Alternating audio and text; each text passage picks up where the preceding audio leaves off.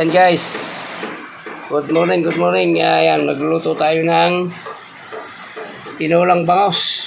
Ayan, ito ang ating gagamitin. Ano na, hindi natin lalagyan ng papaya. Ayan lang, patola. At saka, ayan, dahon ng malunggay. Ayan guys, yung natural na tinula ito. So ayan, mag-start na tayo mag-isa. Pasensya na kayo at matagal tayong walang upload. Nasira po yung Google ko, nasira pati cellphone ko. Kaya wala, hindi makapunta ng YouTube. Yung mga upload ko dyan, matagal na yun. So ayan guys, ngayon pa lang tayo mag-update. Magluluto tayo ng tinulang bangos. Ayan guys, ayan guys, magigisa na tayo. May tubig yata ito magsika at puro kalsay. Ayan mo na guys, tinulang bangos. Ang menu natin sa araw na ito. Wala tayong vlog, ilang araw na. Nasira po yung Google ng cellphone to. Google, lahat na, nasira na. Nagtamay-tamay na. Yung main pa naman ng cellphone ang nasira. Walang lumalabas sa cellphone ko kundi puro karakter. Ayan, ginisan natin guys yung ating bangos.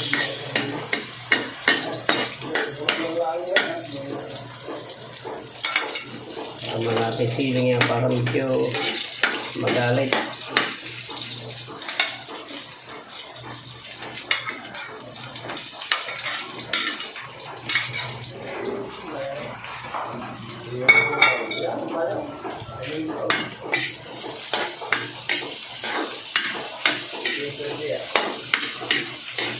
Yan o. Hindi natin gagamitan ng sayote o papaya. Ang gagamitin natin ay patola.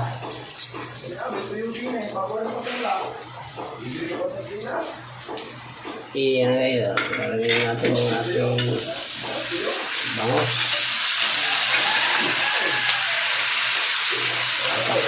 Lalagyan natin guys ng ano yung patis. Bago natin takpan.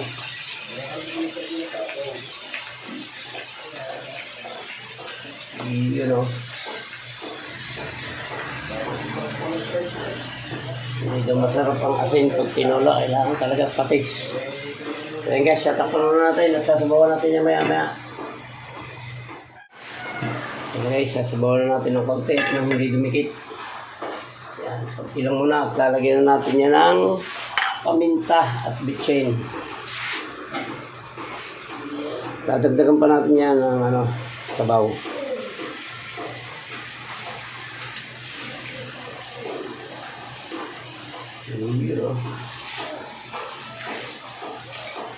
Mamaya guys, dadagdagan natin ang sabaw yan. Tatakpan muna natin. Ayan guys, kulo-kulo na. Ilalagay na natin itong ating patola at saka malunggay. Dadagdagan pa natin guys ng konti sabaw yan. Mga isang tasa pa para baka maalat yan eh. Yan. Yan guys, wala na tayong lalagay dyan. Kahit ano. Tama na yan. Kaya na lang natin maluto yung malunggay at saka yung patola. Pagkaluto niyan, magdadagdag pa yung sabaw niyan. Nagtutubig yung patolang yan eh. Kaya tatapan naman natin ulit. Mamaya natin titikman.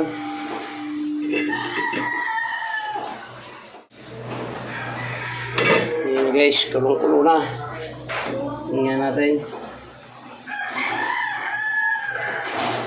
Matabang. Sobrang tabang. Asin na lang asin. Ang dadagdag natin guys. Yun o. Kunti pa. Masyadong malayo ang lasa. Yan. Sige na yan siguro. Titikman natin maya-maya. Yan kung talagang okay na. Luto na ito guys. Kasi yun ang bumbuhi ng bangos na ito. Kaya titikman natin. Kung ayos na. Ay, sarap naman niya. Ayan na, ayos na guys, pwede na ito, luto na. Tama na, medyo napakat pa yata. So ayan, hanggang dito na lang po yung vlog natin ng pagluluto ng tinulong bangos. Ayan, muli po, maraming salamat sa umabot sa dulo ng vlog na ito ng pagluluto ng tinola. Ay thank you very much po. Hanggang dito na lang po, babay na po, mabuhay po kayo at mabuhay tayo lahat. Salamat po, I love you all.